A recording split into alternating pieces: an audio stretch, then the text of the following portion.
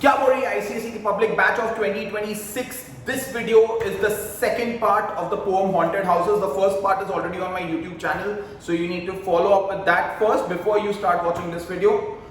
If you watched that video already, then you know what I'm doing right now, why my voice is echoing, and if you've not and you don't know who I am, then you first need to go and check out my channel and my Instagram page, then you'll get an idea. So I'm not going to waste time about all of that. I'm just going to move on and teach you the last 4 verses of this poem Haunted Houses by H.W. Longfellow. Last 4 verses, दिखने में 4 verses है for a poetic effect, but it's actually just 2 verses. So it looks like 4, but it's 2. The first 2 verses is one angle that he's talking about, and the last 2 verses is another idea that he's presenting. It seems disconnected from the first side that you did with me, where he's constantly talking about the phantoms and the ghosts and the spirit world and the material world. But when you move to the second side, you feel like you're reading a new poem altogether. You feel like what just happened, there's a certain disconnect.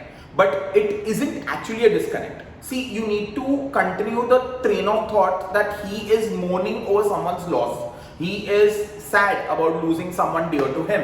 And when that happens, right, when you lose someone dear to you, you feel like the time wasn't enough. You didn't have enough time with this person, and you feel like if only I had some more time with this loved one of mine, then it would have been okay. Like last year, I lost my dog Star, and we knew that we were going to lose him. And it was a long drawn battle, and we knew when the time was coming. And I thought in my head that that's going to make life simpler for me, knowing when he's going to be away from us. But it wasn't easy. It's difficult, you know, because then at that moment also you want more time with that thing or person or your best friend. You love that. You always want more. And that want more का जो idea ना is what he's pondering over. He's a poet. He's thinking, क्यों है ये desires हमारे दिमाग में? कहाँ से आते हैं ये desires हमारे दिमाग में? कहाँ से आता है ये want of something? And the wants are also multiple kinds. You know, wants can be material aspects. You can want fame, you can want money, you want popularity, that's fame only. But you know, anything that's material, like anything that's not going to go back with you when you die, that's material wealth. But then there's spiritual wants also, where you at some point realize that maybe my life has a higher purpose. Like once I'm gone, what legacy am I leaving behind? What is my contribution to this life, to this world? So that's spiritual aspirations. So aspirations can be selfish and aspirations can be noble. Selfish for your own satisfaction and spiritual for others when you are thinking about other people. And that conflict कि अगर तेरे पास 500 रुपए वो 500 रुपए का तू खुद खाना खाएगा या तू 200 का खुद खाना खाएगा और 300 रुपए किसी और पे डालेगा ताकि उसका भी भला हो तेरा भी भला हो। ये एक बार कर सकते हैं, 2 बार कर सकते हैं. Every time when you think, then you start becoming conflicted. Okay, what should I do?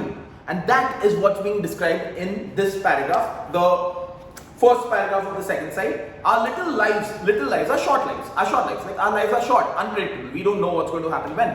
Are kept in equipoise. The word equipoise is balance. Our lives are balanced. How? You've seen a seesaw. A seesaw is stagnant when both parties are equal weighted. So, but when one is heavier, then it's this way, the other one is this way. But when it's held in balance when both are equal. And there's something equal that's holding our lives in balance. What is this thing that's keeping it balanced? Is an equal tug. The tug is coming from opposite directions. But what is this tug? So he's explaining that. He says our lives are kept in equipoise by opposite attractions and desires. Opposite attractions and desires को underline कर question mark डाल. What opposite attractions and desires are holding our lives in a balance? Like what are these opposite attractions and desires? He's explaining it. It's the struggle. Struggle is the conflict. पहले तो struggle को circle कर ले. An arrow draw कर next verse में the word in the next verse perturbations. उस पे arrow draw कर. So when you come to that verse, the meaning of perturbation is struggle, and the meaning of struggle in this context is conflict. The conflict of what? The conflict of the instinct that enjoys. Underline that expression, instinct that enjoys. It's a single expression. Underline the circle का जो करना कर. Instinct that enjoys के बाजू में लिखते हैं material wants, like when selfish needs. When you want something for yourself, when you are living life for yourself, that's called material wants. So that is instinct that enjoys.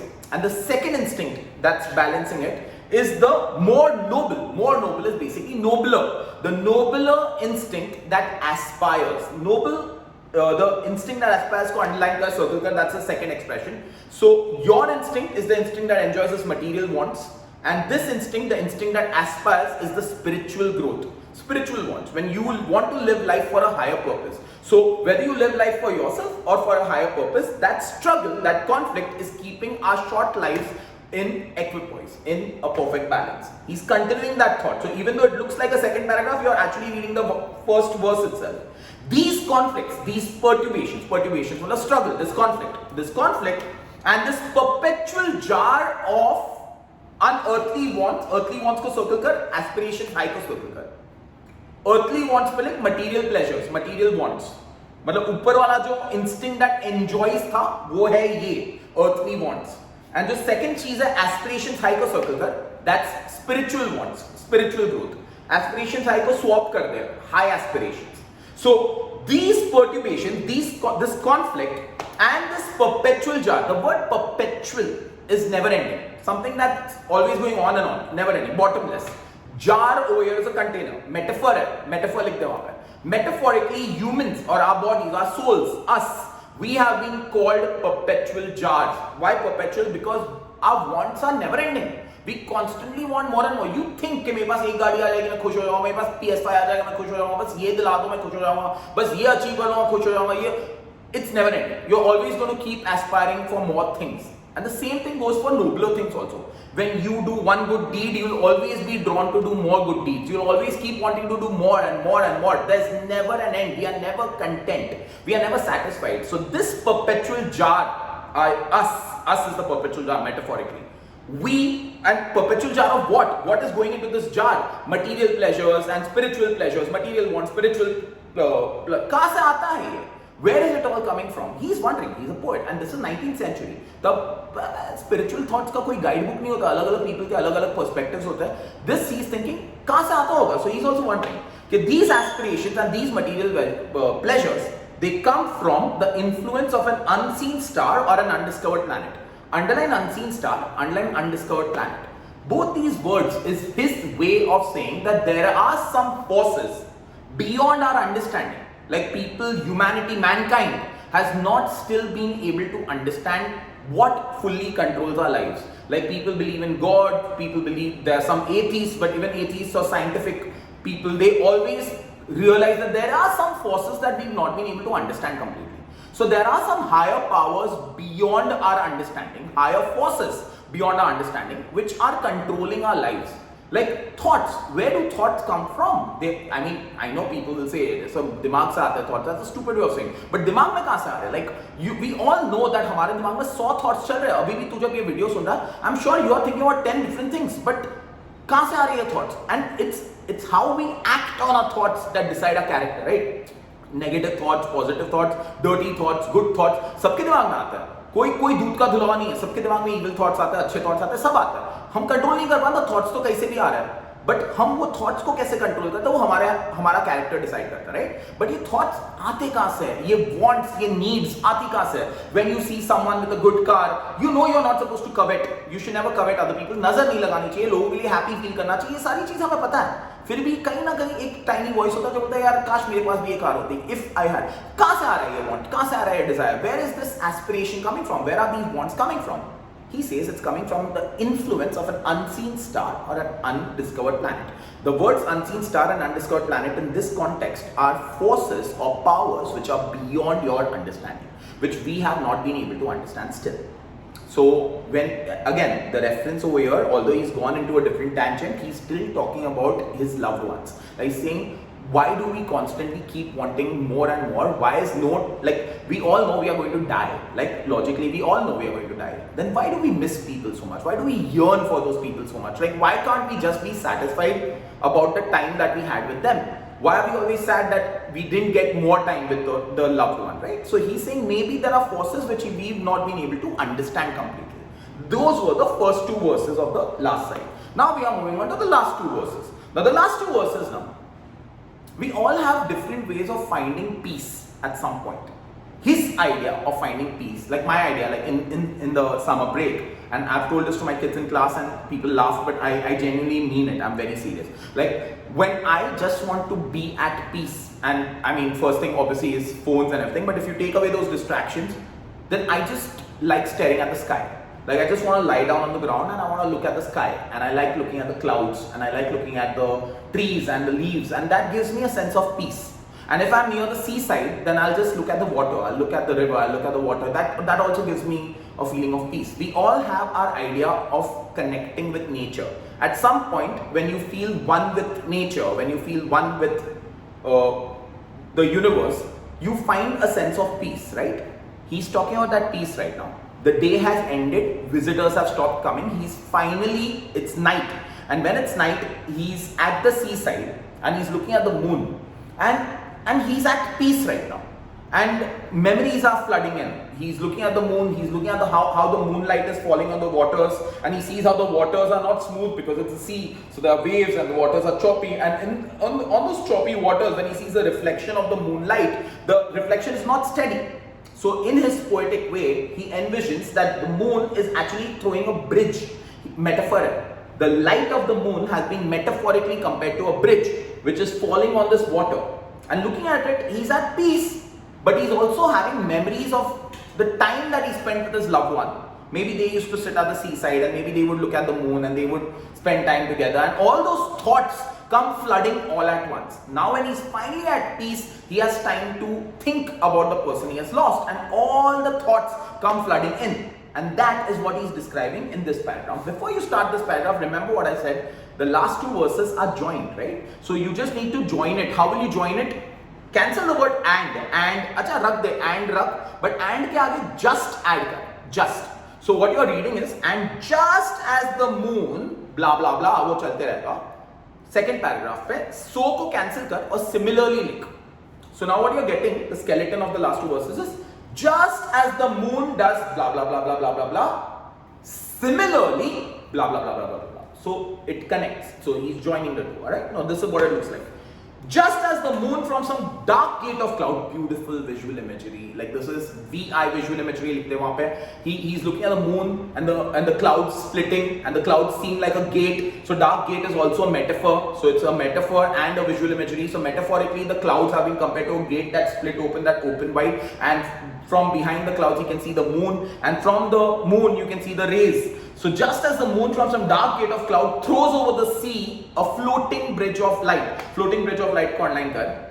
वहाँ पे लिखते floating bridge of light को moonlight. Moonlight has been compared to floating bridge of light. Metaphor है. Metaphorically, the moonlight, the rays of the moon have been compared to a bridge that is floating. Across whose trembling planks? Trembling planks को भी underline कर.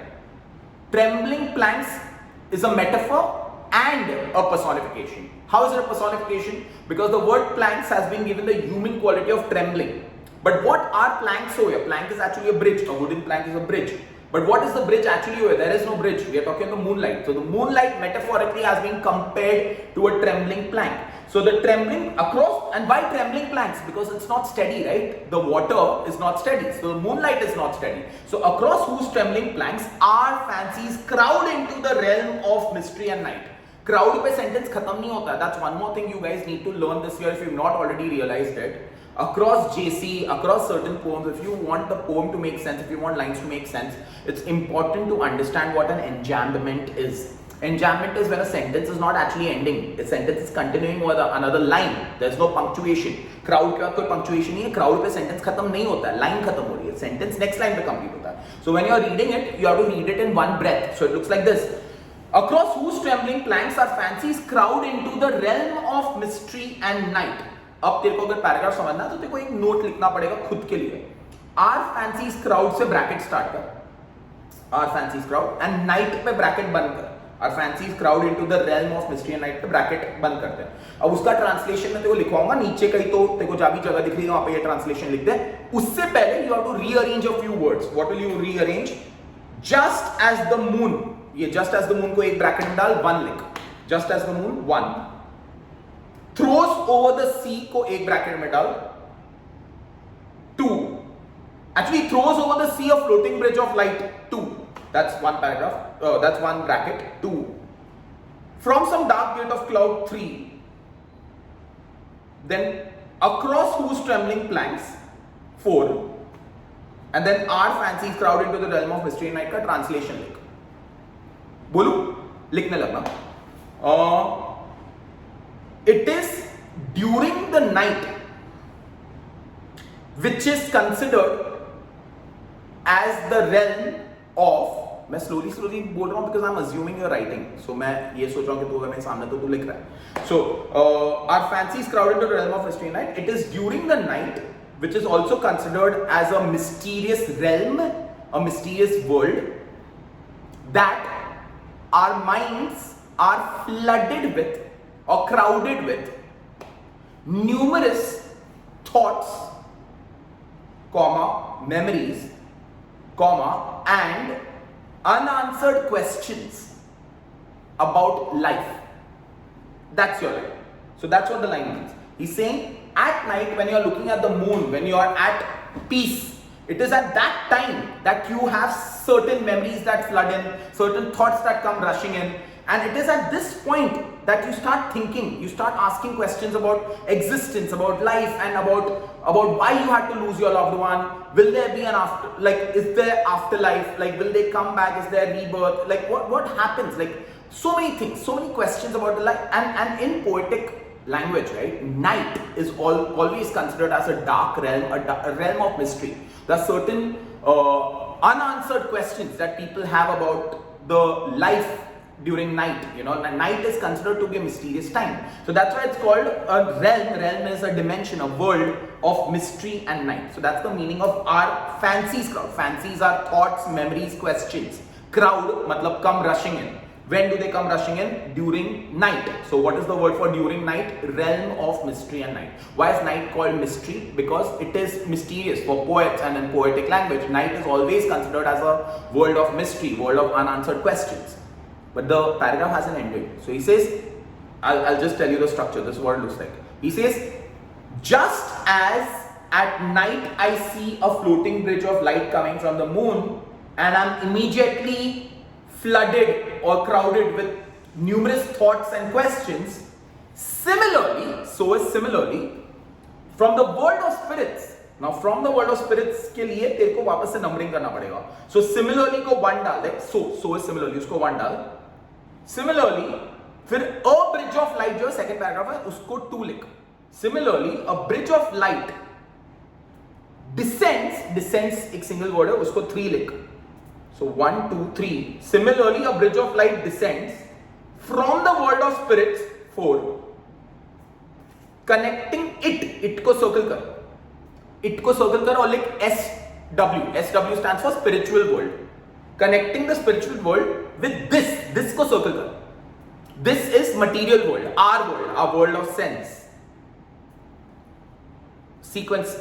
Similarly, a bridge of light descends from the world of spirits, connecting it with this matlab our world, it matlab spiritual world. Bridge of light को underline कर. Bridge of light को underline कर. लिख दे a bridge of memories, like thoughts, memories and thoughts of our loved ones. चालू ना. Similarly, a bridge of light descends from the world of spirits, connecting it with this, over whose unsteady floor that sways and bends is 1 line. उसको next number दे, जो भी number था, I think 5. So over whose unsteady floor को circle कर. Question mark डाल. Why is the floor called unsteady? I'll explain. Our thoughts को एक bracket में डाल. Number 6. Wanders 7. Above the dark abyss 8. So overall the lines look like this. Similarly, a bridge of light descends from the world of spirits, connecting it with this, over whose unsteady floor that's swaying and bending, our thoughts wander above the dark abyss. That's your sequence. Now I'll explain. He says, the way I see the moonlight, similarly I'm assuming there must be another bridge coming from the spiritual world also. The way the moon gives out a bridge, then it's his thought. You can't argue with him. This is his imagination. He's thinking. He's saying there must be a bridge which connects the spiritual world with our world. But what is this bridge? This floating bridge of light. What is this? This is memories. These are memories. The bridge made of memories. But are memories always strong? No. I mean, when you lose someone, for the first few days, for the first few months, it could be a year for some people, the memories are very fresh, the memories are very strong, the hurt is very strong. But over time, as you get busier, the thoughts start fading, the memories start fading. It doesn't mean that you don't love the person. You are just getting busier. But then there will be moments again where you'll start a conversation with someone and that person might come up in the conversation and you'll again start thinking about the times you spent with that person. So again the memories become fresh. So over a period of time the memories fade and the memories become strong. So the floating bridge of light is swaying and bending. The memories are becoming stronger, memories are becoming weaker, and the floor is unsteady. It's unsteady because the memories are always not constant. They are stronger and they are weaker.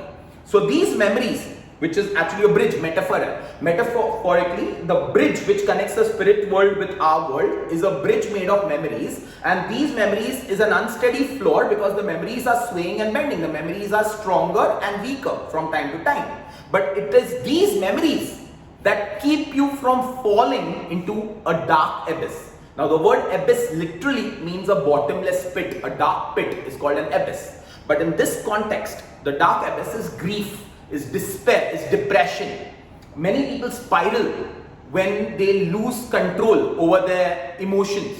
When you lose someone, there are two ways of moving ahead in life. You can be stuck into your grief and you can keep complaining about life and keep complaining on how unfair the world is, and you can keep spiraling into negativity and depression. But if you have the memories of your loved ones, the memories remind you that you have a purpose in life. You have to continue living for their sake. The thoughts make you a better person. The thoughts make you realize that you can't waste your life. You have to live a better life for their sake, out of respect for them, for the people you've lost. So these memories make you a better person. They help you to move on in life. That's why this bridge, even though it's unsteady, it keeps you from falling into the dark abyss. It keeps you from falling into grief, from falling into depression. That is the poem. I hope it made sense to you. I've tried to simplify it as best as I could. But after the poem is done also, some of you might feel, sir, समझ में आ रहा है, but बहुत complex है.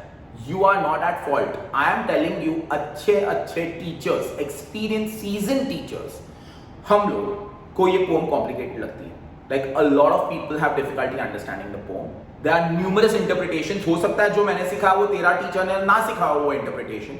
But this is my interpretation. Like I told you in the previous video, I am convinced with this. So when I am convinced with an explanation, I can write an answer. मेरे को कोई भी question कोई पूछेगा तो मैं उसको explain कर सकता हूँ. Because मैं convinced हूँ ये explanation के साथ. So you need to be convinced with an explanation. Advice: if this poem comes in the RTCs, skip it. तेरे पास choice है ना? You have 16 marks का MCQs compulsory. Then you have 6 questions, 2 JC questions, 2 prose and 2 poems. मान ले one of the poems that's coming is haunted houses. Skip it. Go for the other poem. Whatever the other poem is, go for that. And एक poem skip कर. So attempt 2 JCs, 1 prose, 1 poem, or attempt 2 prose, 1 poem, 1 JC. Whatever you're comfortable with. I would ask you to avoid this poem. Only read this poem. Only study this poem for the sake of that one MCQ that's coming in the exam. वो एक MCQ तेरा crack होना चाहिए. बाकी RTC में तो छोड़ दे. और अगर तेरे को easy लग रहा है ये poem, if you've gone through my notes, if everything is becoming easy for you, then go ahead. In my notes, I have given you every possible question that can come in the boards or in the school exams or in any exam, and I have framed answers in every possible way to make your life easier for you. So all you needed was this video and my notes, and you are good to go for if you are attempting this poem in the RTCs. Well, that's it. I hope it helped. I hope you guys love the video. मैंने पहले भी बोला था, if you like the video, just let me know that you are that it's helping you guys. It always feels good when someone says a lovely video, love you, thank you for putting in this effort. आपने time डाला हमारे लिए. By time important है. मैं अभी बैठ के खाना खा सकता हूँ, but मैं तुम्हारे लिए video बना रहा हूँ because I love you guys. I hope it helped you. Take care. I'm going and I'll see you guys soon. Love you. Be good humans. Be kind people. ओए बन्नी.